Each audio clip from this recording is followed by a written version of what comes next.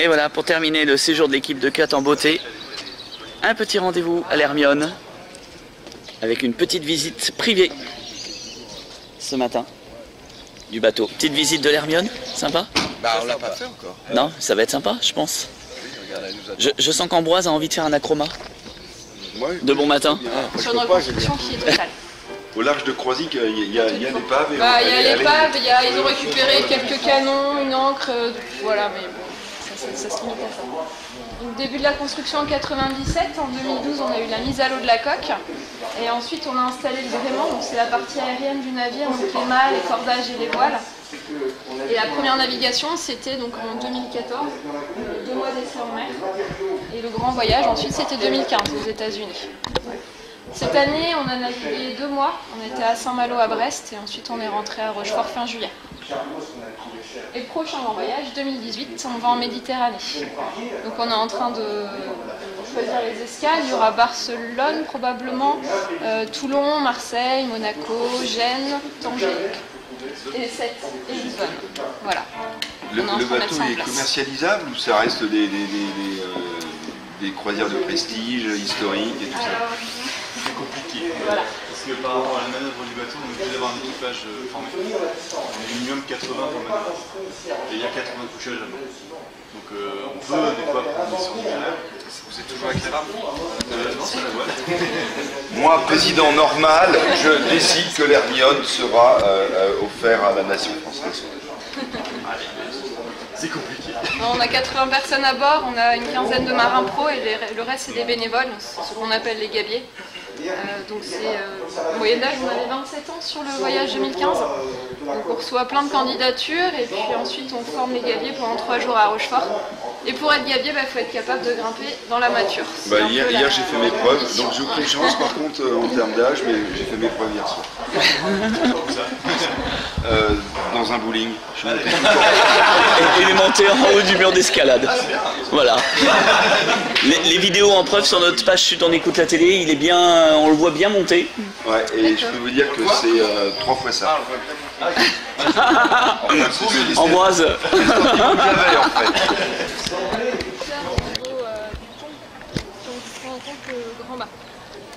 Donc là on est en train de préparer l'hivernage, d'enlever les vergues, ça sera vendredi. Les vergues c'est des pièces noires horizontales qui supportent les voiles. Donc là elles ont été abaissées et on les grue vendredi pour les mettre à l'abri pour l'hiver. Donc là, ouais, on est en... Il n'habite pas l'hiver. Non, on reste à l'abri. Il a trop froid. C'est ça. Il faut, si tu veux, expliquer le gréement. Alors le gréement. C'est toi qui grimpe. Elle est gabier. Ah oui, il y en a un qui pendouille là-bas. Normal, il y en a de l'autre. Donc le gréement c'est composé de 5 mâts en fait. On dit que c'est un 3 mâts, on en a 5 ici. On a le mât de pavillon, le mât d'artimon, le grand mât, le mât de misaine et le coffret tout devant. Donc là-dessus on va avoir 3 morceaux à chaque fois, enfin sur les mâts verticaux en tout cas. Les bas mâts, les mâts de une, les perroquets. Là il manque les perroquets tout en haut. Pour l'artimon en haut ce sera une perruche. Perruche, perroquet de fou, bas mât d'artimon. Mais c'est facile. Là-dessus on va avoir 17 voiles sur le bateau.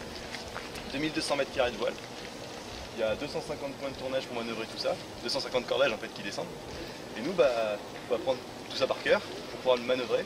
Et s'il faut serrer les voiles en urgence, on sait monter donc tout en haut du grand mât, à 47 mètres. Voilà. C'est pour ça qu'il faut tout connaître, 250 points de tournage. Et 2200 mètres carrés de voile, de voilure. Donc ça fait son poids aussi, c'est du lin, c'est des voiles en lin. La grande voile elle fait autour de 600 kg. Sèche. C'est pour ça qu'on est 80.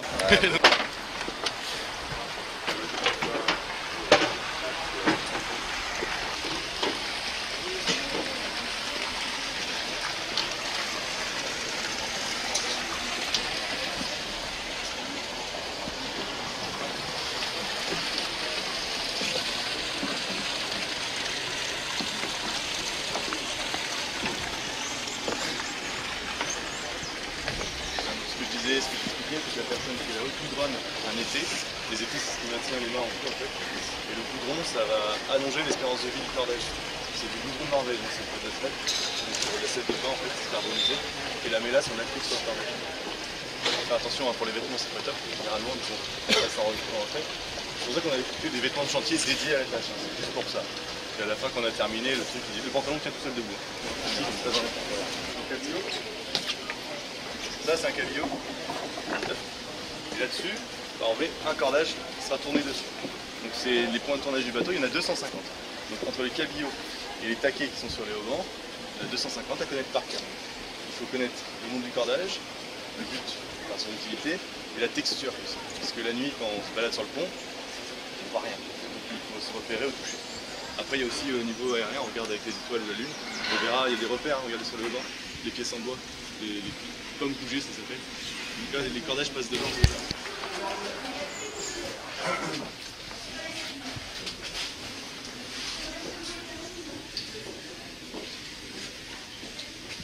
C'est ce qu'on appelle la grande chambre, c'est le domaine des officiers. On va voir la cabine du commandant. Il dormait avec un canon. Il est que ça penche quand même. Des potes.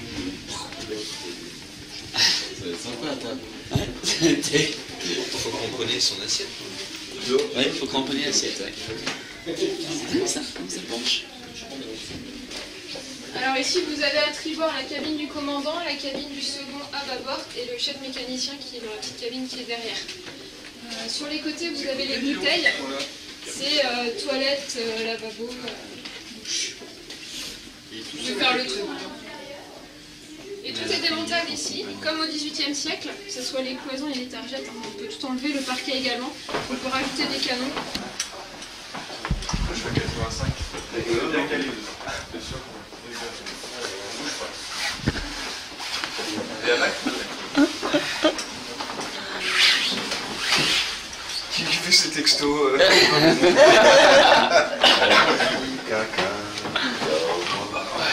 Alors ici du coup c'est un tiers, c'est des postes d'équipage de gabier du coup. On est 18 là-dedans, donc c'est équipage mixte, tiers mixte. On arrive, on nous impose un tiers, donc soit tribord, soit bâbord, soit milieu, donc là c'est bâbord.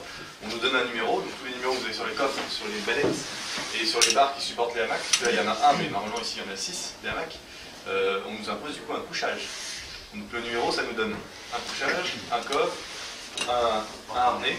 Les patères qui sont là-bas, c'est pour mettre les harnais, les cirés, les vestes de car, tout ça. Une place dans un radeau de survie, parce que s'il y a un abandon du navire, c'est vachement bien, on peut survivre. Et ouais, parce qu'autrefois, il n'y avait pas moyen il n'y avait pas de bateau de sauvetage. Les 3 annexes qu'il y avait à bord, c'était pas pour sauver l'équipage, c'était pour ravitailler le bateau. Voilà, c'est tout quoi. Donc nous, voilà, on a cette sécurité en plus. Et le numéro, on peut le changer, c'est-à-dire que quand on embarque sur un temps donné, si vous voulez, moi j'ai fait jusqu'à Philadelphie, quand je pars de Philadelphie, 3 legs, quand je pars de Panama, je l'ai passé à tribord. La transatlantique, je l'ai passé ici en B52. Après, j'étais passé à milieu pour les escales américaines. Donc à chaque fois, on change de ligne, on change de numéro. Donc il faut tout réapprendre, sa procédure de sécurité, sa procédure d'équipement, tout ça, il faut le connaître, voilà, tout simplement. Alors vous pensez que c'est quoi le plus confortable entre le... Ce que je vais demander, parce qu'entre le fixité et le hamac, je pense. Pourquoi? Parce que tu as plus de place. C'est pas ça la réponse. La place, à la rigueur, on a plus de place dans la baleine. Ouais. Que ça rééquilibre le mouvement. Ça suit le roulis du bateau. Parce que le bateau, il roule. C'est-à-dire qu'il n'arrête pas de bouger, quoi. Donc votre hamac, il va bercer. On a l'impression qu'on est statique. C'est juste une impression. Hein, parce que si on a les yeux fermés, on est malade, on ferme les yeux, ça va mieux. Si on ouvre les yeux, par contre, avec la lumière allumée, ça va moins bien. Parce qu'on voit le plafond qui arrête de bouger, donc c'est pas bon. Mais après, le hamac, il est bien à petite dose, on va dire, sur une petite navigation. Sur une longue navigation, il y aura le problème que déjà, ça bouge tout le temps, puis votre voisin, il ne fait pas forcément le même poids que vous, donc quand la houle se croise un petit peu, les hamacs ont tendance à se cogner, c'est pas très confortable. Après, vous êtes en plein dans le passage, toujours quelqu'un pour vous embêter. Donc, alors ici, on a 27 ans de Moyen-Âge, on n'arrête pas de se chambrer régulièrement. Donc, celui qui a un hamac, c'est plutôt la cible parfaite, quoi. Et dans le passage, forcément, c'est lui qui va prendre. Donc, le messman, quand il nettoie le linge, toutes les semaines, il balance ça sous les hamacs. Tous les jours, il y en a qui vont chercher leur slip sous vos fesses. Et ça, c'est vraiment agaçant, parce que ça peut durer longtemps, ça peut durer 3 jours, 4 jours. Donc tout ça, c'est des petites contraintes. Ils sont taquins. Mais ouais, mais ça dure un mois. Donc, pendant un mois. Un mois de taquinerie. Toutes les semaines, vous en avez qui cherchent pendant 3 jours sous vous. C'est pas génial. Alors la banette, elle a l'avantage d'être tranquille. On est isolé, il y a des rideaux, des peinards. Moi j'avais des bouquins, j'avais une tablette pour regarder des films. J'étais vraiment isolé. C'est son petit appart, en fait, son petit mètre carré. Et le fait d'être 80 les uns sur les autres pendant un mois, vu qu'il n'y a pas d'échappatoire, on est sur un bateau, donc on se voit tout le temps. En fait. Juste si on veut souffler 1 heure, on se met là, on ferme les rideaux, on lit un bouquin, on écoute de la musique, on est peinard. Le hamac, c'est pas possible. Donc on va dire que c'est le seul gros désavantage que je trouve au hamac. Après, la manette, par contre, s'il y a du roulis, bah, c'est vous qui bougez dedans. Si ça bouge un peu trop, bah, vous tombez. C'est déjà arrivé. Pourquoi vous mettez pas des caméras? Une fois, j'y suis pour rien, mais c'est déjà arrivé. Pourquoi vous mettez pas des caméras? Ce serait un super programme de télé-réalité. Parce qu'on ne peut pas faire ça, justement. Vous y avez pensé? Andemol propose l'Hermione. Non, ce serait, après, ce serait peut-être pas la même ambiance dans le plateau, je sais pas. Donc, non. Après, voilà, le tir fait qu'il y a une bonne ambiance. Après, oui, c'est pas très confortable. Quand il fait chaud, quand les groupes électrogènes tournent, ici c'est monté à plus de 45 degrés. Donc, les caméras, pour le coup, c'est bien, mais bon, on voit des gens qui transpirent, ça pue, voilà, c'est pas top. C'est pas, voilà, c'est pas un lieu de confort, c'est un lieu de repos. Après, là, du temps, on le passe sur le ton de batterie. Ils en faisaient profiter un petit peu de temps en temps ou Des chambres. Bah, les officiers, notamment. Les officiers. Alors, nous, on peut y aller là, par exemple, en hiver, quand on travaille à bord. Ça peut arriver, parce que c'est plus facile à chauffer comme espace qu'un dortoir. Donc, si on est 4 ou 5 à travailler sur le bateau, à dormir ici, on dort dans une cabine. La navigation, par contre, c'est que les officiers. Bah, encore une fois, il y a la hiérarchie, la hiérarchie veut qu'il y ait des cabines. Alors ici, on est dans la Sainte-Barbe. C'était la sainte patronne des pompiers, des artificiers, des artilleurs, tout ça. On stockait autrefois, et on stocke encore aujourd'hui, les explosifs. Là derrière vous, l'armoire brise, c'est le stockage des pétards des camions. Il y en a un paquet qui était rangé là-dedans. Et autrefois, c'est des pétards, des gros pétards. Et autrefois, c'était sous la trappe blanche, en fait, sous le caillebotier. Il y a le coq rond dans la cale, et là-dedans, on stockait vraiment toute la poudre noire des camions. Tous les gardes de poudre. Donc il y avait le maître canonnier, il avait une équipe de mousse qui descendait dans la cale. C'est 8-12 ans, Oui. Ouais, 8 à 12 ans, le mousse, qui descendait dans la cale, chercher les explosifs pour les mettre là. Et il y avait d'autres mousses qui étaient avec les servants de canon au-dessus, qui descendaient chercher les charges, en fait. Donc qui protégeaient vraiment l'espace. Qu'à la fin des combats, on range tout à l'abri dans la cale, sinon votre bateau il risque d'exploser. En fait. C'est instable comme matériau. Voilà. Donc on fermait la trappe, pas de chaleur, pas de flamme ici. Hein. On oublie, on ne fume pas dans la Sainte-Barbe, très mauvaise idée. Pas d'étincelle. Donc voilà, et là il y avait un autre personnage là, ici. Vous pensez qu'il y avait qui là-dedans? Il y a une armurerie? Non, il y a une grille. La prison. Ah, c'est la prison? Une prison? Ah, la prison. Un prisonnier qui aurait un lit et un bureau? La geôle? Non, parce que le prisonnier serait mieux logé que le reste en fait. Un prêtre? Ouais, bien joué. C'est l'aumônier. En fait, ça c'est le confessionnal. Ah ouais, d'accord. Voilà, donc il est placé là, il sécurise, on va dire, la poudre à canon. Maître Barbarin, donc c'est normal, ils mettent les curés et les enfants de 8 ans dans le même coin.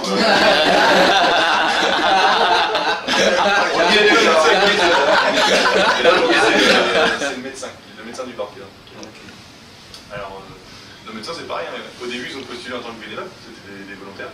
Sauf qu'ils ont. C'est pas un volontaire qui débarque et qui dit je vais faire médecin du bord. Non.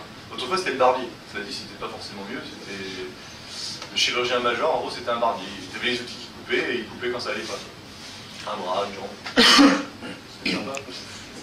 Alors c'est un peu cliché, mais bon, vous n'avez pas la médecine qu'on a aujourd'hui. Donc ils ne savaient pas soigner toutes les maladies, les blessures. Donc il y avait un apothicaire aussi, je crois, à bord. Il y avait plein de trucs comme ça, mais c'était pas la même chose. Là on a un vrai médecin, il a une équipe qui l'entoure. Là c'est des volontaires, qui sont soit infirmières, ou pompiers, ou sauveteurs en mer aussi, on en a à bord, qui sont là pour l'appuyer, pour l'aider s'il y a quelqu'un évacué par exemple. On a une civière, c'est l'infirmerie ça. Donc en dessous il y a la civière pour récupérer un blessé. Enfin, on a ce qu'il faut à bord pour soigner un blessé. Après, si c'est trop grave, on ne pourra pas l'évacuer. Enfin, on pourra pas, si on pourra l'évacuer, on ne pourra pas l'opérer. C'est pas une salle d'opération, si vous voulez. C'était un lapsus révélateur. Alors, il y a les sabords de charge, c'est fait pour ça. Non, sinon, il faut l'évacuer sur le Zodiac, parce que c'est pareil, si on fait dérouter une frégate militaire, par exemple, pour nous donner un coup de main, ça va prendre quelques jours, hein, le temps qu'elle arrive sur zone. Et s'ils ont un hélicoptère, il faut élitroyer notre blessé, sauf que les mâts vont gêner. Donc on est obligé d'évacuer cette fois sur le Zodiac. Donc ça fait une grosse manœuvre, sachant que vous avez vu les descentes. Imaginez qu'une civière avec un blessé dedans, qu'il ne faut pas trop le secouer. C'est un peu délicat. Après voilà, on a fait les exercices, on sait faire sans trop le secouer, sans trop le brusquer, parce que voilà, c'est vraiment cassé, il ne faut pas l'empirer. Donc voilà, on sait faire. Après on n'a pas fait dérouter une frégate pour s'entraîner jusqu'au bout, mais bon, on voit la manœuvre. Et de toute façon, tout ce qui est manœuvre d'urgence, on les a testés. Voilà, parce que s'il y a un problème, il faut être apte à répondre en cas d'urgence, absolument. Parce que c'est un bateau qui est en bois, donc s'il y a un incendie, c'est pareil. S'il y a le feu à bord, on a fait plein d'exercices incendie. Parce qu'il faut le maîtriser rapidement. Je crois qu'il y en a qui attendent pas trop. Qui veut faire un strike? Un strike. Combien ça, il fait ça fait du ça. Les canons 12, ça fait 6 kg, 12 kg. Voilà. Et c'est en quoi? C'est en Film de fer. Film de fer, tout simplement. C'est du radiateur. Quoi. Voilà, en gros, c'est ça. Son sport. Ça, tu prenais ça dans la gencive. Ouais, dans les gencives, ça. À quelle allure il arrivait? Vous voulez La vitesse, mais je sais que ça partait autour de 800 mètres. Ça partait loin. 800 mètres, c'était le point à atteindre. C'était à peu près la portée de trace. Pourtant, il y a ricochet. Ah bon? Ouais, ça partait. Je peux pas mettre la vitesse exacte. Non, mais c'est que tu vas demander à l'armurier. Parce que c'est 6 kilos et c'est quand même très lourd. Il cherche à le. Même ça pèse. Ça tombait pas à côté de 100 grammes de poudre noire. Encore plus 1 kg des fois. Attention. Dans 4.